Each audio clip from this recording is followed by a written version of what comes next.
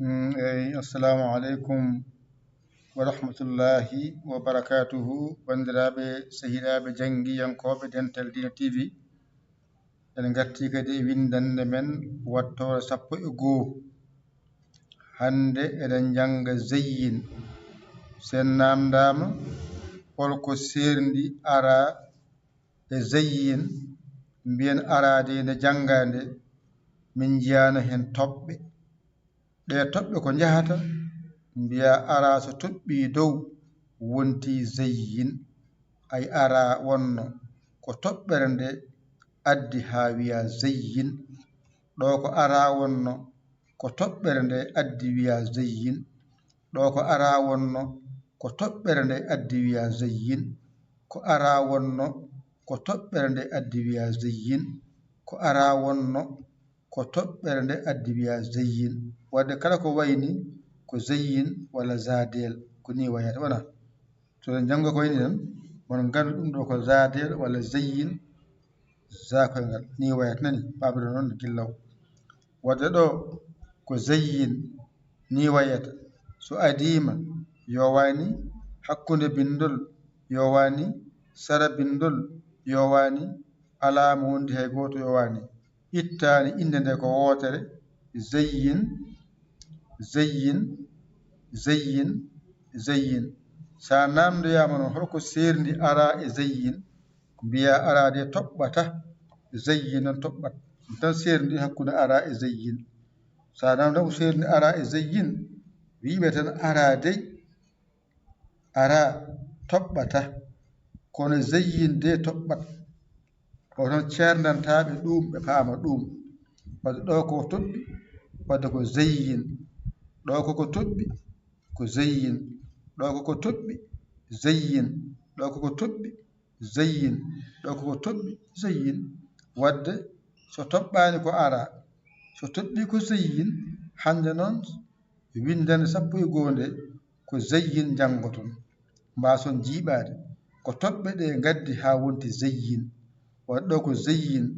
nde toɓɓani nde ko ara mbinoɗa nde toɓɓuɗa nde inde nde wayli teskede toɓɓere nde wayli harfere nde wadde wiyete ko zeyyin zeyyin zeyyin e nder lasrar toɓɓe ne ɓeyda toɓɓe ne gusta ay joni ara to banggue limore ko 200 ay toɓɓere nde fawi hen wonti 7 usti ay del ko 4 toɓɓere toɓɓe wona zadel wonta 700 ayde ndeke ɗum holliri ustare e ɓeydare en jangani ɗum garten ga henna zeyyin zeyyin zeyyin zeyyin zeyyin ɗo zeyyin so adima yowani zeyyin hakkunde bindol yowani zeyyin sara bindol yowani zeyyin alama wondi hay goto yowani zeyyin wadde en paami ko serndi ara e zeyyin so toɓɓani yo wiye ara so toɓɓi yo wiye zeyyin wadde hande ko zeyyin janguɗen so adima yowani hakkunde bindol yowani sara bindol yowani alama wondi hay goto yowani inde nde waylaki zeyyin zeyyin zeyyin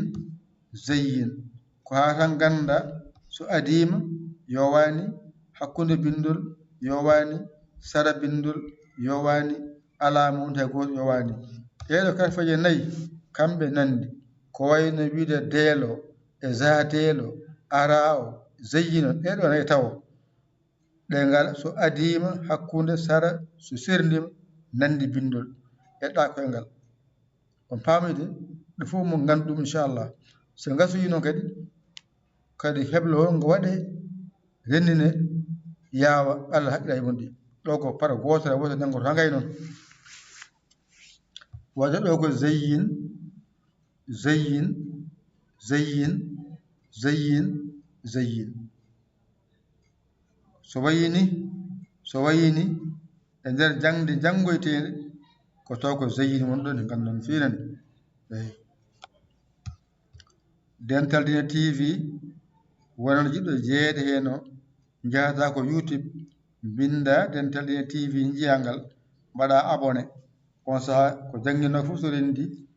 noon to moftani on balle mon no cohlaa mbaɗon ɗum e ndeer 00 221